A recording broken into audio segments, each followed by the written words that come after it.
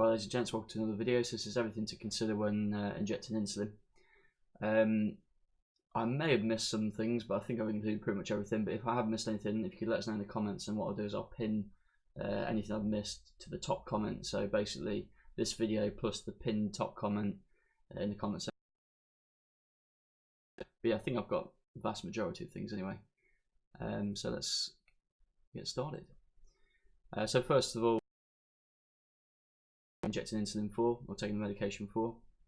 Is it for a meal or a snack? Is it for our blood sugar's too high at the moment, so it's correcting it, trying to bring it down to where it should be? For example, from the dawn phenomenon, or illness or something like that. Also includes preemptive bolus, by which I mean if we think that our blood sugar is on a trajectory that's going up, then we can preemptively try and bring it back down to where it should be with an injection. Or is it a combination of the things above? And I've also just put a C variables video for more info on what impacts blood sugar, which was a couple of videos back in this playlist. And the first question obviously is, do I need to inject? I think I just covered that. I don't know why I think it's cropping up in the wrong order. So first thing to do is to see whether the insulin and the equipment's alright. So is the insulin and medication okay? Is it in date?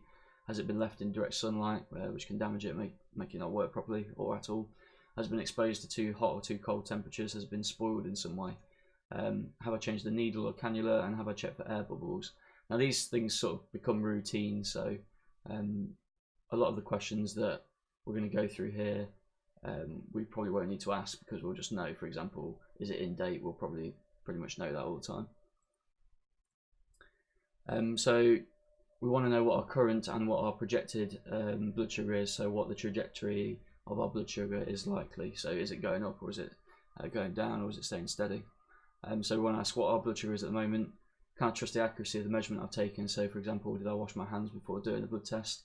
Because if we've got some sugar on our fingers, then that can sort of drastically change what the blood testing meter says. Or if we're scanning either the Freestyle Libre or doing like a continuous glucose monitor, have we lent on the sensor recently? Have we done anything that might change what the sensor's reading, so that it's reading a bit more inaccurately than it otherwise would? So as I say, compression, sometimes when you're laying on the sensor, it can give you a bit of a dodgy reading, and if you've just started exercising, sometimes it can be a bit off as well.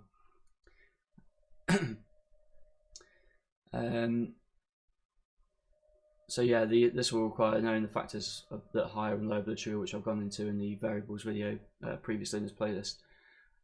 Do I currently have insulin or medication in my system that's still working? If so, has it peaked, and how long will it carry on working for? So this we'll need to know what insulin we're using, when it peaks, and how long it lasts for, and to have a rough idea when we last injected.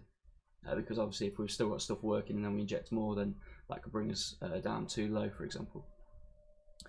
Have I exercised recently or plan on exercising later with the action time of this dose? That's important, because if we inject and then we decide to do some exercise within the working time frame of the dose of insulin, then we can have a low blood sugar, so we'll have to correct for that. Have I drank alcohol or done anything else that lowers blood sugar? Or plan on drinking alcohol within the action time of this dose? Because alcohol lowers blood sugar as well, depending on what type of alcoholic beverage we're having. If we're having it with obviously full fat Coke, then that will raise blood sugar. Have I checked my injection site to make sure it's not lumpy or bruised, which could cause an unpredictable absorption of insulin, or whether I'll be injected into fat or muscle? Because if we inject it into muscle, either on purpose or accidentally, then the insulin works a hell of a lot faster than if we're just injecting it into subcutaneous fat. And it's really important to check injection sites, one, because we don't want loads of lumps or bumps, and two, because it can make the absorption of insulin very erratic and unpredictable. Do I have any unusual hormone stuff, some kind of stress or biological mechanism going on? That up. For example, emotional, physical stress. So for example, a job interview, an exam or something like that, or if we're going through puberty, pregnancy, menstruation, illness, sunburn, dawn phenomenon, etc. So there's a few examples there. And am I taking any other medications that affect blood sugar? It's important to know, because that can have a pretty prominent effect on our insulin and our. So when we're eating or doing a correction or both, If I'm eating, what is the insulin to carbohydrate ratio for this time of day? This is something we'll tend to work out through trial and error. How long will it be before I start eating? Should I inject before or after I start eating? How long before or after? So this depends on our current blood sugar. So for example, if our blood sugar is too high at the moment, then we might want to inject earlier before we eat. If our blood sugar is low at the moment, then we might want to eat and then inject either during the meal or after the meal, depending on how low it is. Is the food high or low in sugar? Would it be better to split the dose or take it earlier or later? So this is where the glycemic index and glycemic load knowledge comes in. If a food has a very high glycemic index and glycemic load, then it's going to impact our blood sugar index, meaning how quickly it affects our blood sugar. So if we're having a meal that has a high glycemic index and a high glycemic load, then we'll probably want to inject earlier on than we would otherwise. Next question: does the meal contain anything that will slow absorption? Lots of protein, fat, and/or fiber, for example. So a really good example of this is a pizza, which has a lot of carbohydrate because of the dough, but also tends to have a lot of fat in it as well. And I've pretty much always found that if I calculate my carbohydrate insulin to carbohydrate ratio and I get it spot on, and I was to inject it all before eating, then my blood sugar would start going up from the pizza, then it would go low because the pizza's basically taking too long to kick in, and I would then have to correct my blood sugar, and then my blood sugar would go high, and then the pizza would carry on kicking in, and I would go too high, and I'd have to correct again, so I end up on a bit of a blood sugar roller coaster. So that's an important one to know. When we're correcting our blood sugar, if I'm correcting, how much do I usually need to bring this blood sugar level down within range? 1 unit of insulin is roughly equal to 1 to 2 millimoles, or 18 to 36 milligrams, but that does depend on how big or small we are. The bigger we are, the more insulin we tend to require, and also depends on our insulin sensitivity. So if we do a lot of exercise, then we'll tend to need less insulin than if we live a pretty sedentary lifestyle. And if doing both, remember that injecting a higher bolus, one, makes the absorption more erratic.